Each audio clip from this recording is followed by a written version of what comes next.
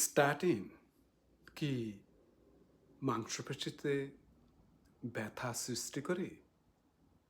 হ্যাঁ, দর্শকবৃন্দু, আসসালামু আলাইকুম। আমি ডাক্তার মঞ্জুর মোর্শেদ, একজন কার্ডিওলজিস্ট, সুদূর নিউ ইয়র্ক সিটি থেকে বলছি। কোলেস্টেরল কমাতে স্ট্যাটিন হলো পৃথিবীতে সবচেয়ে বেশি ব্যবহৃত ওষুধ। কিন্তু অনেক রোগী অভিযোগ করেন যে এই ওষুধে মাংসপেশি ব্যথা হয় বা দুর্বলতা লাগে। আজকে আমরা জানব এই সমস্যার সত্যতা কি, কাকে বেশি ঝুঁকিতে রাখে এবং কিভাবে নিরাপদে স্ট্যাটিন খাওয়া যায়। প্রথমে আসুন, ওয়াই স্ট্যাটিনস আর ইম্পর্ট্যান্ট। স্ট্যাটিনের প্রধান কাজ খারাপ কোলেস্টেরল যেমন এলডিএল কমাতে পারে। আমাদের ধমনীতে, আর্টারিতে যে ফ্যাট জমে প্ল্যাক হয়ে থাকে সেটা কমাতে সাহায্য করে। ভবিষ্যতে হার্ট অ্যাটাক এবং স্ট্রোকের ঝুঁকি অনেক কমাতে সাহায্য করে। যাদের আগে হার্ট অ্যাটাক বা স্ট্যান্ট নিয়েছেন তাদের জন্য স্ট্যাটিন জীবন রক্ষাকারী ওষুধ। স্ট্যাটিন আমার প্রিয় ওষুধের একটি। আমাদের কার্ডিওলজিতে স্ট্যাটিন খুবই একটি পপুলার ওষুধ। আজকে বলবো, do statins really cause muscle pain? হ্যাঁ, পারে, তবে সবার ক্ষেত্রে নয়। স্ট্যাটিন যারা ইউজ করেন তাদের প্রায় 10 থেকে 15%, 10 থেকে 15% মানুষ পেশি ব্যথার অভিযোগ করেন। 80 থেকে 90% মানুষ কোনো সমস্যা ছাড়াই ভালো থাকেন। হ্যাঁ, শুনেছেন আপনারা ঠিকই, বেশিরভাগ মানুষ কোনো সমস্যায় দেখাতে না।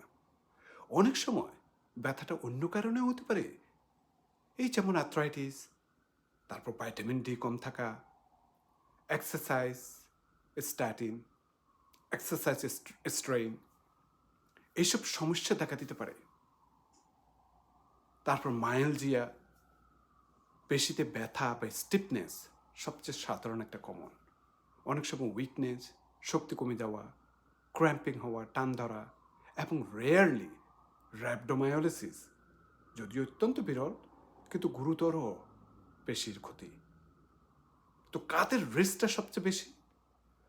ঝুঁকিটা সবচেয়ে বেশি হচ্ছে যে মহিলা রোগীদের, বৃদ্ধ বয়সের, তারপর ওজন যদি কম থাকে, যাদের বিএমআই কম, কিডনি বা লিভারের সমস্যা থাকলে, হাইপো থাইরয়েডিজম মিনস আন্ডারঅ্যাক্টিভ যদি থাইরয়েড থেকে থাকে, ভাইটামিন ডি ডিফিসিয়েন্সি যদি থেকে থাকে, এবং একই সাথে কিছু ইন্টারাকশন ওষুধের সাথে যেমন হয়ে থাকে, যেমন অ্যান্টিবায়োটিক, অ্যান্টিফাঙ্গাল, এগুলির সাথে। এবং সেই সাথে সাথে আমি বলবো, বিশেষ করে সাউথ এশিয়ানদেরও একটা জেনেটিক কম্পোনেন্ট আছে যে স্ট্যাটিন টলারেন্সটা একটু কম। So what to do if muscle pain starts? কী করবেন যদি আপনার মাসল পেনটা যদি স্টার্ট হয়ে থাকে? অনেক সময় রোগীরা আতঙ্কিত হয়ে যান, কিন্তু আতঙ্কিত না হয়ে প্রথমে ডাক্তারকে জানান। ব্লাড টেস্ট দিয়ে শিখে লেভেলটা আপনি দেখা যেতে পারে, ডোজ কমানো বা ওষুধ কি পরিবর্তন করা যেতে পারে কিনা সেটা দেখা যেতে পারে। ড্রাগ হলিডে করতে পারেন, যে কিছুদিনের জন্য বন্ধ করে আবার যখন ভালো হয়ে যাবেন তখন আবার স্টার্ট করতে পারেন। তারপর অন্য স্ট্যাটিন চেষ্টা করলে বেশিরভাগ রোগী ভালো থাকেন। কোএনজাইম Q10 সাপ্লিমেন্ট অনেক সময় নিলে সেটিও কিন্তু উপকার পেতে পারেন। তাছাড়া যদি এক্সারসাইজ অতিরিক্ত করলে কিছুদিন কমিয়ে রাখুন।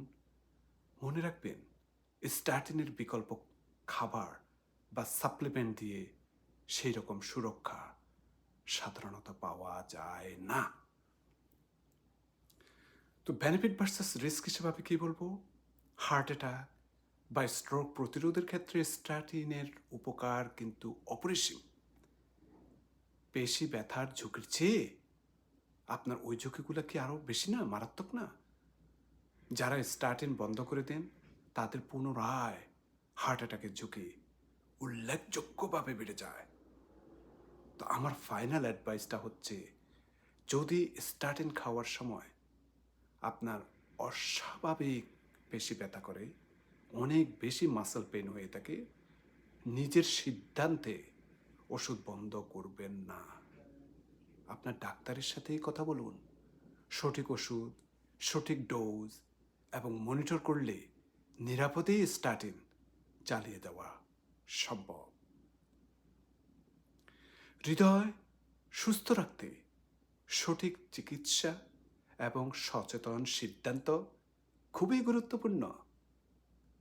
আবারও বলছি, আমাদের হার্ট একটা, লাইফ একটা।